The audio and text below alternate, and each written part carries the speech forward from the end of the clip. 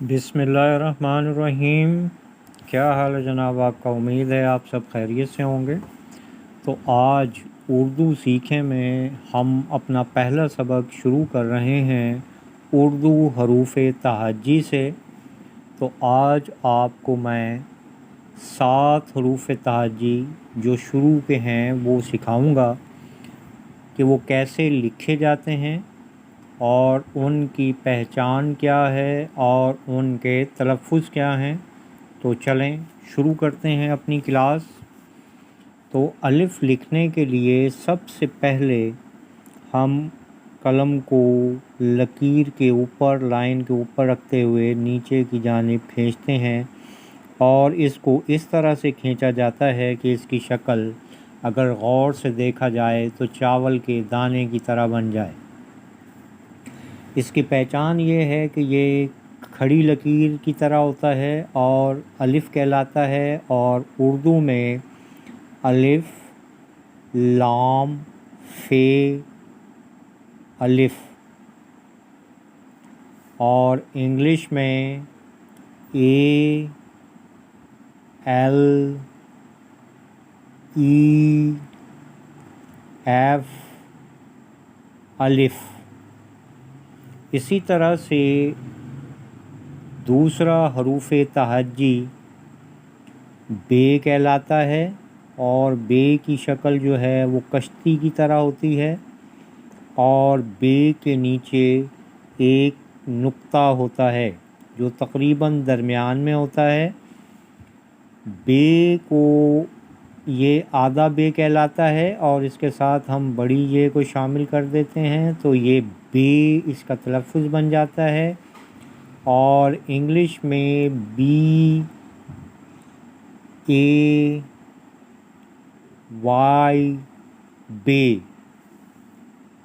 इसके बाद तीसरे नंबर पर हुरूफ या हरूफ तहज्जी उसे हम पे कहते हैं और पे की पहचान ये है कि इसके नीचे 3 नुक्ते होते हैं और बे की पहचान ये है कि इसके नीचे एक नुक्ता होता है। तो पे लिखने के लिए भी आधा पे और उसके बाद बड़ी ये इसके साथ शामिल करते हैं तो ये इसका तलफ़ुज़ बन जाता है जिसे प्रोनंसिएशन कहते हैं, पे। तो पी, ए, वाई, पे। उसके बाद अगला हुरूफ है उसी तरह से कश्ती नुमा और इसके ऊपर 3 नुक्ते होते हैं और इसी तरीके से ये आधा ते और उसके बाद ये बड़ी ये, तो ये ते इसका तलफ़ुज़ बन गया। तो ये टी, ए, वाई, टे। इससे अगला हुरूफ है टे। इसके ऊपर छोटी सी तोएं होती है, नुक्ता कोई नहीं होता। और इसी तरीके से ये भी आधा टे और उसके बाद इसी तरीके से बड़ी ये उसके साथ शामिल हो जाती है, टे। और इसको भी हम टी से ही शुरू करेंगे और ये बिल्कुल सेम ते की तरह लिखा जाएगा क्योंकि इंग्लिश में टी, ते और टे दोनों के लिए इस्तेमाल होता है। अगला हुरूफ है से। से भी उसी तरीके से कश्ती की तरह का बनेगा और इसके ऊपर 3 नुक्ते आ जाएंगे। इसको लिखने के लिए भी इसी तरह से आधा से और उसके बाद ये बड़ी ये शामिल कर देंगे, से। और एस, ए, वाई, से। तो अब इसकी पहचान ये है कि अलिफ़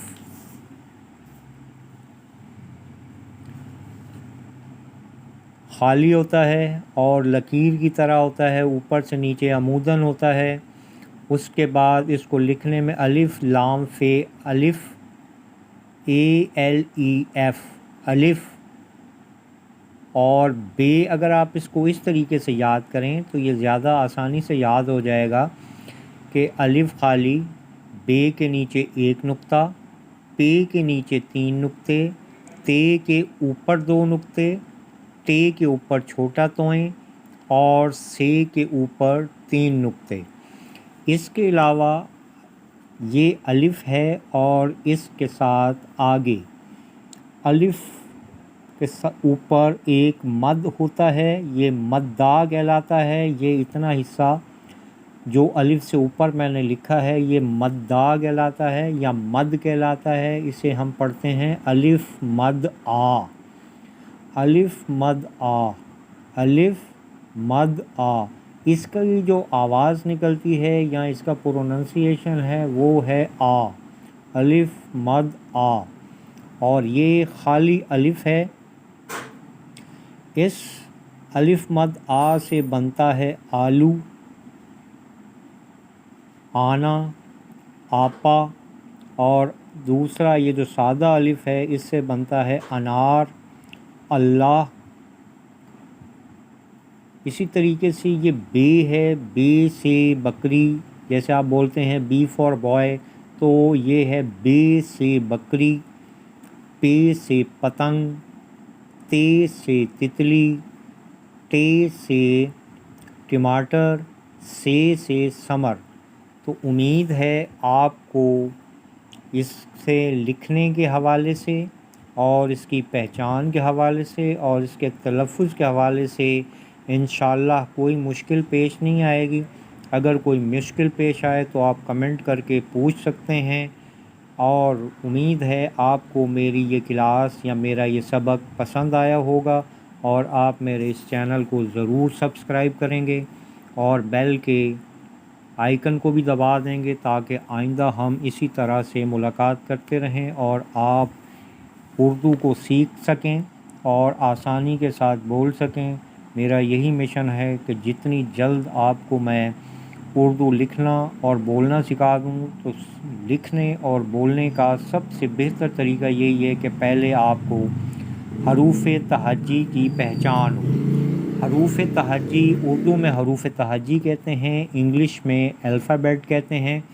تو یہ جو ایک لفظ بے یا الف ہے اسے اردو میں حرف کہتے ہیں اور انگلش میں اس کو الفابیٹ کہتے ہیں۔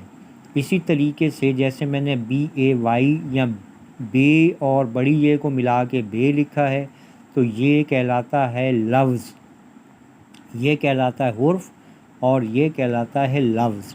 اب اسی لفظوں سے بہت سارے اگر ہم لفظ لکھ دیں گے تو وہ لفظوں کی جمع الفاظ کہلائیں گے، اور جہاں بہت سارے الفاظ جمع ہو جائیں انہیں ہم جملہ کہتے ہیں اور انگلش میں سنٹینس کہتے ہیں۔